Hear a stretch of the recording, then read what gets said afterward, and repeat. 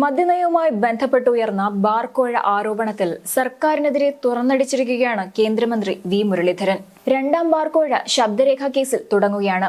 രാഷ്ട്രീയ പാർട്ടികൾ സംഭാവന വാങ്ങുന്നതിന് BJP എതിരല്ല. പക്ഷേ കൈക്കൂലി വാങ്ങി സർക്കാർ നയം രൂപീകരിക്കുന്നത് അംഗീകരിക്കാനാകില്ലെന്നും വി മുരളീധരൻ കൂട്ടിച്ചേർത്തു.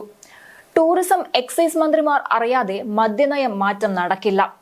ഇതേ മോഡൽ കൈക്കൂലി കേസിലാണ് മുഖ്യമന്ത്രിയുടെ സുഹൃത്ത് കേജ്രിവാൾ അഴിയിടുന്നത്. കേന്ദ്ര ഏജൻസിയെ അന്വേഷണം ഏൽപ്പിക്കാൻ മുഖ്യമന്ത്രി തയ്യാറാകണമെന്നും വി മുരളീധരൻ ആവശ്യപ്പെട്ടു.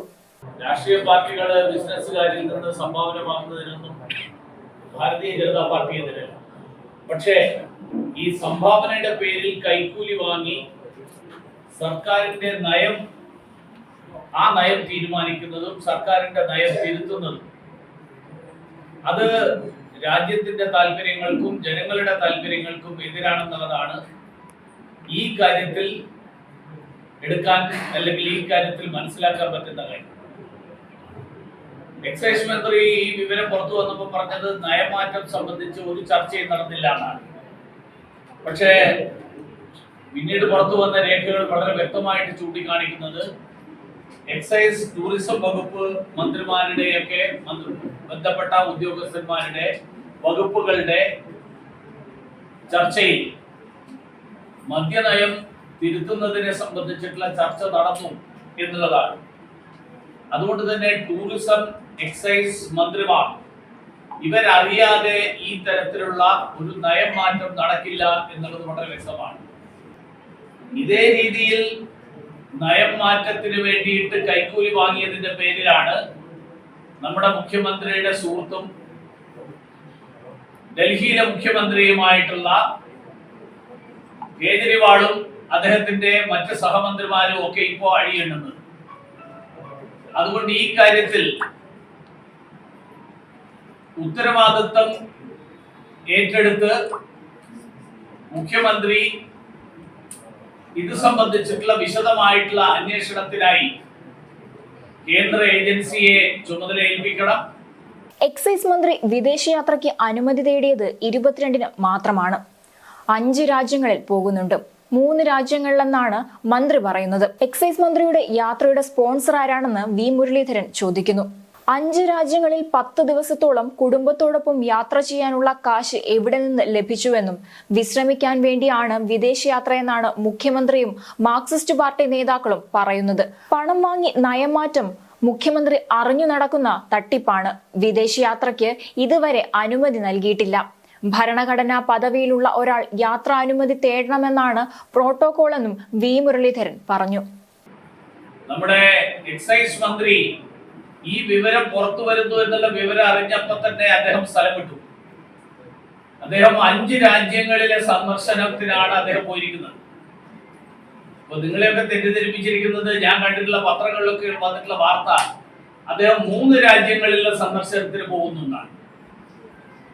അദ്ദേഹം വളരെ നേരത്തെ തീരുമാനിച്ച യാത്രയാണെന്നാണ്. പക്ഷേ വിദേശകാര്യ വകുപ്പിന് ഈ യാത്രക്ക് വേണ്ടിയിട്ടുള്ള അനുമതി തേടിക്കൊണ്ടുള്ള അപേക്ഷ അദ്ദേഹം സമർപ്പിച്ചത് 22-ാം തീയതിയാണ്. 24-ാം തീയതിയുള്ള യാത്രക്ക് 22-ാം തീയതി തീരുമാനമെടുത്തു എന്നാണ് അതിൽ മനസ്സിലാക്കേണ്ടത്. 22-ാം തീയതി തീരുമാനമെടുത്തതുകൊണ്ടാണല്ലോ, അല്ലെങ്കിൽ 21-ന് തീരുമാനമെടുത്തതുകൊണ്ടാണല്ലോ അദ്ദേഹം 22-ന് തന്നെ പോയത്, അല്ലെങ്കിൽ അപേക്ഷ കൊടുത്തത്. പക്ഷെ എന്തിന് അദ്ദേഹം 5 രാജ്യങ്ങളിൽ പോകുന്നത് മറച്ചു വെക്കുന്നു കേരളത്തിലെ ജനങ്ങളുടെ മുന്നിൽ? അദ്ദേഹം 3 രാജ്യങ്ങളിൽ പോകുന്നു എന്നാണ് പറയുന്നത്. ഈ യാത്രയിൽ തന്നെ ധാരാളം ദുരൂഹതകളുണ്ട് എന്നുള്ളതാണ് എനിക്ക് ഈ ഘട്ടത്തിൽ തോന്നുന്ന സംശയം.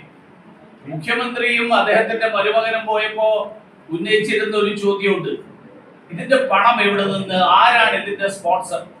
ഇതേ ചോദ്യം എക്സൈസ് മന്ത്രിയുടെ യാത്രയുടെ കാര്യത്തിലും കേരളത്തിലെ ജനങ്ങൾ അറിയാൻ ആഗ്രഹിക്കുന്നു. കേരളത്തിലെ എക്സൈസ് മന്ത്രി മാർക്സിസ്റ്റ് പാർട്ടിയുടെ നേതാവാണ്, തൊഴിലാളി പാർട്ടിയുടെ നേതാവാണ്, സ്വന്തമായിട്ട് ബിസിനസ് ഒന്നും ഇല്ലാത്ത ഒരാളാണ്. അദ്ദേഹത്തിന് 5 രാജ്യങ്ങളിൽ കുടുംബസമേതം ഏതാണ്ട് 10 ദിവസം നീണ്ടു നിൽക്കുന്ന യാത്ര നടത്താനുള്ള സാമ്പത്തികമായിട്ടുള്ള പിന്തുണ അത് ആരിൽ നിന്നാണ് കിട്ടുന്നത്? ഈ കാര്യങ്ങളെ കുറിച്ചൊക്കെ ഇടതുപക്ഷ മുന്നണിയും ഇടതുപക്ഷ മുന്നണിയുടെയും മാർക്സിസ്റ്റ് പാർട്ടിയുടെയും നേതാക്കന്മാര് വിശ്രമിക്കാൻ വേണ്ടി പോകുന്നു എന്നാണ് മുഖ്യമന്ത്രിയുടെ കാര്യത്തിൽ പറഞ്ഞത്. ഇതേപോലെ വിശ്രമിക്കാനാണോ ഈ മന്ത്രിയും പോകുന്നത്? നമ്മുടെ രാജ്യത്തെ ജനങ്ങളൊക്കെ വിശ്രമിക്കാൻ വേണ്ടിയിട്ട് വിദേശത്ത് പോകുന്നതിനെ പ്രോത്സാഹിപ്പിക്കണം എന്നുള്ള സമീപനമാണോ സംസ്ഥാന സർക്കാരിനുള്ളത് എന്നുള്ളതൊക്കെ കേരളത്തിലെ ജനങ്ങൾ ചോദിക്കുന്ന ചോദ്യങ്ങളാണ്.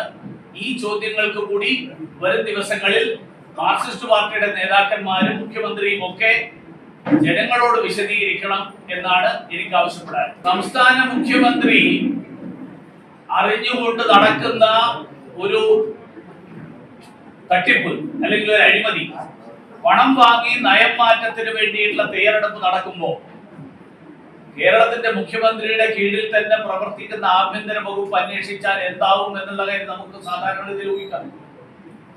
അതുകൊണ്ട് സംസ്ഥാന മുഖ്യമന്ത്രിക്ക് ഈ കാര്യത്തിൽ ഒളിച്ചു വെക്കാൻ ഒന്നുമില്ലെങ്കിൽ അദ്ദേഹം വസ്തുതകൾ പുറത്തു വരാൻ വേണ്ടിയിട്ട് നിഷ്പക്ഷമായിട്ടുള്ള ഒരു അന്വേഷണം നടക്കാൻ വേണ്ടിയിട്ട് കേന്ദ്ര ഏജൻസി ഏൽപ്പിക്കണം എന്നാണ് എനിക്ക് ആവശ്യപ്പെടുന്നത്.